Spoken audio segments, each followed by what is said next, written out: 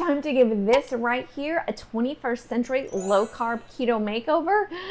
And I did it. So come join me in the kitchen. Zevia ginger root beer is the star of the show. I got this at Drug Emporium, but hold that thought. We need some ice. Take your cup, fill it about halfway. Now, some of y'all are cool enough to have the Sonic ice maker. If you like me and just use the ice maker from your refrigerator, let me know in the comments. But I do love me some Sonic ice. Get your heavy whipping cream. We are going to measure about a half a cup. We're going to pour it in that cup that already has our ice. And you see it's the Great Value heavy whipping cream. Guess where that comes from? Walmart. But you could use heavy whip from Kroger, of course, from Drug Emporium, one of my favorite stores. And look at my simpleton self that I can't get this screwed on correctly.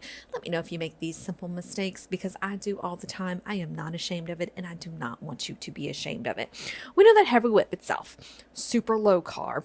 We're going to go ahead though and blend this until it's thick. That's why I like to use heavy whip. It just makes this insanely thick consistency, and for me, that's the beauty of a float. It should be thick. It should not be watery or runny. That's why I'm saying no to the almond milk, because I know somebody's gonna ask. Shame on you if you do ask. And I say axe, yes, because I am from Louisiana.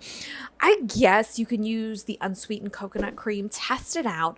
You all know by now, if you watch this channel, that I do not like anything really flavored coconut. And before I continue, make sure you subscribe if you're looking for more low carb recipes, because that's what I do on this channel.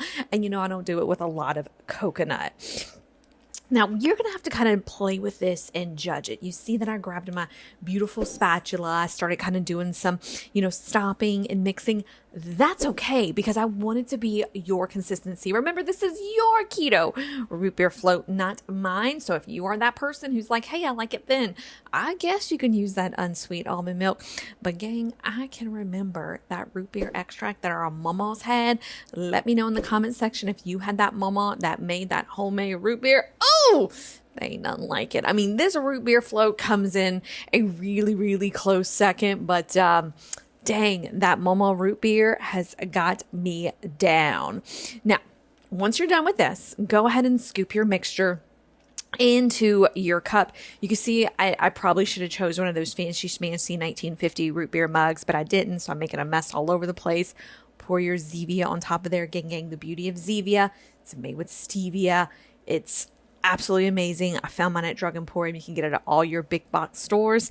And this would have been your drink at the sock hop.